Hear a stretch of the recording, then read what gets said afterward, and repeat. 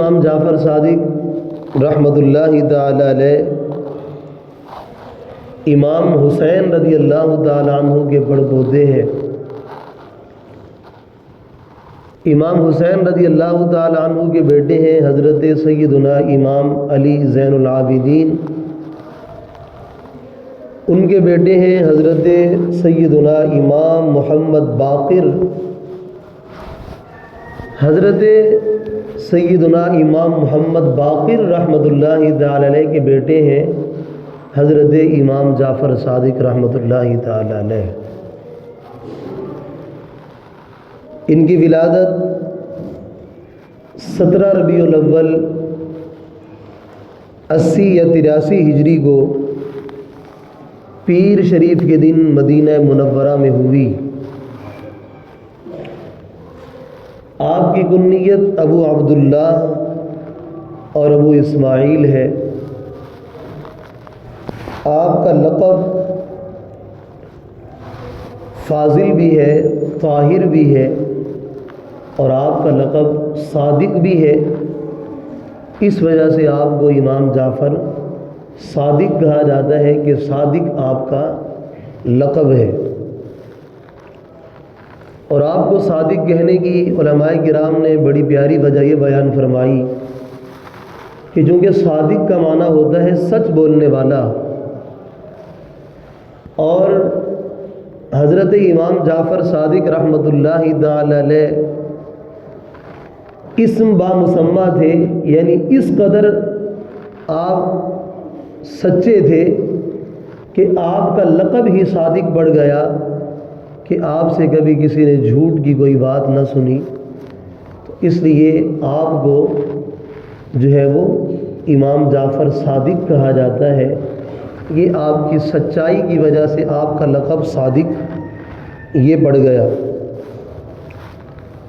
امام جعفر صادق رحمۃ اللہ تعالی علیہ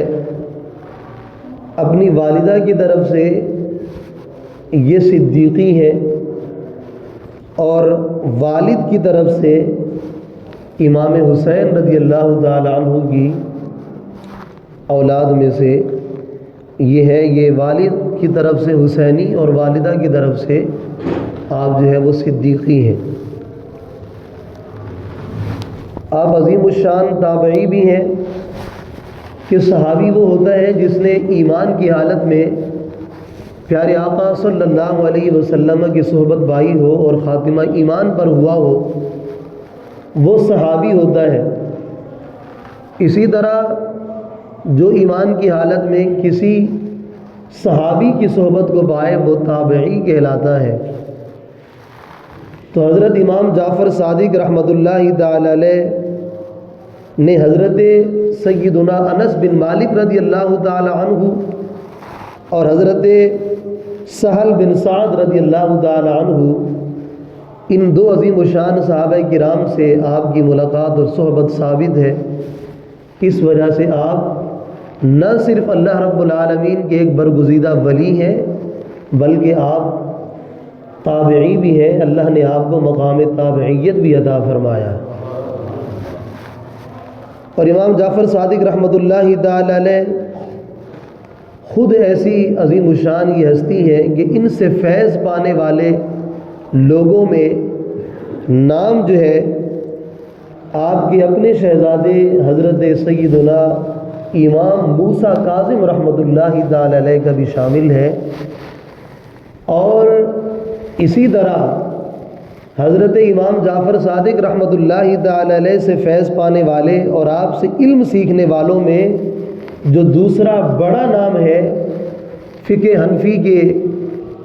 عظیم الشان امام، اور لاکھوں نہیں بلکہ کروڑوں حنفیوں کے پیشوا حضرت سیدنا امام اعظم رحمۃ اللہ تعالی علیہ کا شمار امام جعفر صادق رحمۃ اللہ علیہ کے شاگردوں میں ہوتا ہے۔ تو امام اعظم رحمۃ اللہ تعالی علیہ نے امام جعفر صادق رحمۃ اللہ تعالی علیہ کی نہ صرف صحبت پائی بلکہ امام اعظم ابو حنیفہ رحمۃ اللہ تعالی علیہ نے امام جعفر صادق رحمۃ اللہ علیہ سے علم دین بھی حاصل کیا۔ اسی طرح دیگر اور کئی بڑے ائمہ کرام جس طرح کے حضرت سیدنا امام مالک رحمۃ اللہ تعالی علیہ جو کہ مالکیوں کے پیشوا ہیں، یہ بھی اسی طرح محدثین میں امام سفیان ثوری رحمۃ اللہ تعالی علیہ کا بڑا نام ہے، اسی طرح حضرت سفیان بن عیینہ رحمۃ اللہ تعالی علیہ ان کا بھی بڑا نام ہے۔ تو ان تمام نے بھی حضرت امام جعفر صادق رحمۃ اللہ تعالی علیہ سے فیض حاصل کیا اور ان سے علم دین سیکھا۔ اللہ رب العالمین نے جس طرح امام جعفر صادق رحمۃ اللہ تعالی علیہ کو آپ کے حسب و نسب کی بنا پر فضیلت دی کہ آپ سادات گھرانے کے عظیم الشان خاندان نبوت کے چشم و چراغ ہیں، اور جس طرح اللہ رب العالمین نے آپ کو وافر مقدار میں علم عطا فرمایا، جیسا کہ ابھی آپ نے سنا کہ جن کے شاگردوں میں امام اعظم اور امام موسیٰ کاظم رحمۃ اللہ تعالی علیہ جیسی شخصیات ہوں، تو پھر ان کے علم کا اندازہ خود ہی لگایا جا سکتا ہے کہ اللہ رب العالمین نے انہیں کیسا نوازا ہوگا۔ ان تمام چیزوں کے ساتھ ساتھ اللہ رب العالمین نے امام جعفر صادق رحمۃ اللہ علیہ کو کرامات بھی اللہ نے عطا فرمائی کہ ان سے کرامات کا ظہور بھی ہوا۔ ایک شخص کا بیان ہے کہ ہم حج کے ارادے سے ہم جا رہے تھے، راستے میں ہم ایسے مقام پہ پہنچے جہاں پر کھجوروں کے سوکھے ہوئے درخت تھے، تو ہمارے پاس کھانے پینے کے لیے کوئی چیز نہ تھی، ہمیں بھوک لگی، تو ہم اسی جگہ پہ رکے جہاں پر وہ کھجوروں کے سوکھے ہوئے درخت تھے۔ کہتے ہیں کہ لوگ بیٹھے ہوئے تھے، امام جعفر صادق رحمۃ اللہ تعالی علیہ کھجور کے سوکھے ہوئے درختوں کے پاس جاتے ہیں اور آپ ان کو جا کر فرماتے ہیں کہ اللہ رب العالمین نے تمہارے اندر جو ہمارا رزق مقرر فرمایا ہے اس میں سے ہمیں کھلاؤ۔ کہتے ہیں امام جعفر صادق رحمۃ اللہ تعالی علیہ کی زبان سے یہ کلمات ادا ہوئے، وہ کھجور کے درخت جو بالکل سوکھے ہوئے تھے، آپ کی زبان سے یہ کلمات کے ادا ہوتے ہی وہ درخت سرسبز و شاداب ہوئے، اسی وقت ان پر کھجوریں لگ گئیں اور وہ کھجوریں پکی ہوئی بھی تھیں۔ کہا کہ نہ صرف یہ کہ وہ درخت کھجوروں کے سوکھے ہوئے سرسبز و شاداب ہرے بھرے ہوئے اور ان کے اوپر صرف پھل ہی نہیں آئے، بلکہ کہا کہ امام جعفر صادق رحمۃ اللہ تعالی علیہ جو کھڑے تھے تو کھجوروں کے درخت سرسبز و شاداب بھی ہوئے، ان پر پھل بھی لگ گئے، اور ان کھجور کے درختوں نے اپنی شاخیں نیچے امام جعفر صادق رحمۃ اللہ تعالی علیہ کی طرف جھکا دی۔ اور امام جعفر صادق رحمۃ اللہ علیہ نے اپنے ساتھیوں سے فرمایا کہ آؤ،